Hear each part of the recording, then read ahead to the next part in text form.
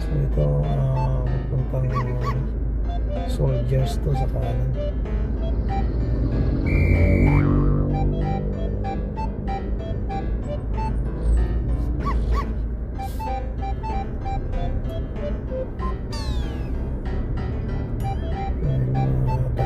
Talipa pa rin dito kaya medyo mabagal.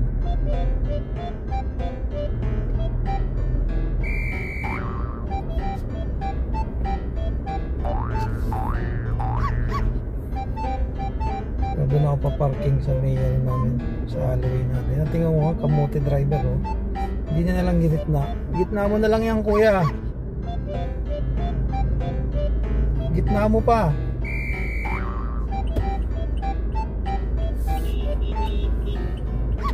Kamote talaga eh. Yan ang mahirap dito sa mga driver na to. Tapos pag inaano, walang disiplina.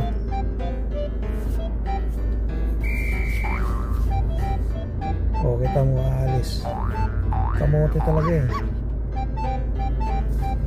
Ngayon pag pinatulan mo yan, iyak-iyak yung mga yan. Pero walang disiplina sa kalsada. So yung mga nakakanood nito, gano'n naman kayo sa ano, pag pipick up kayo ng pasahero, tabi naman kayo. Kita mo ha, umiwas na ako, nasa gitna siya. Pag takbo ko, pag iwas ko, tumakbo naman siya, di ba? Sinong gagalangin na ano yan? Ang liit-liit na nakakalsada, sa gitna pa pumapara. Tingnan mo, di ba? Tingnan mo nga yung linya oh. Di ba?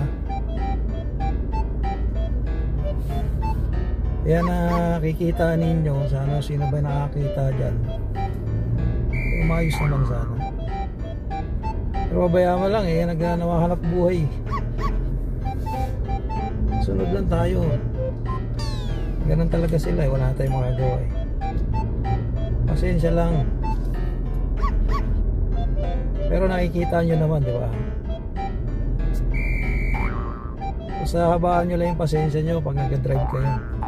Kasi kayo, matino nga kayo. Kaso nga lang, yung nakikita nyo naman dyan sa kalsada, hindi matino. Tingnan mo, pumara na naman siya, sa gitna na naman.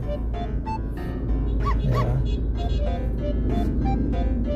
Ang laki-laki ng ano doon.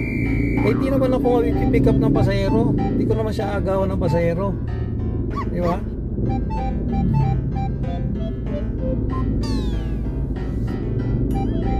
So ito na, labasan na ng ano, eskwelahan. Kailangan bago mag ano, nandun na tayo sa kalsada namin. Bago mag alas 5, kailangan nandun tayo. Okay, malapit na. Meron talaga mga kamote driver lang talaga. Pero sabi ko nga, pagpasensya na lang natin, ganyan sila ano eh, pag-uugali nila eh. Tayo na lang mag-adjust.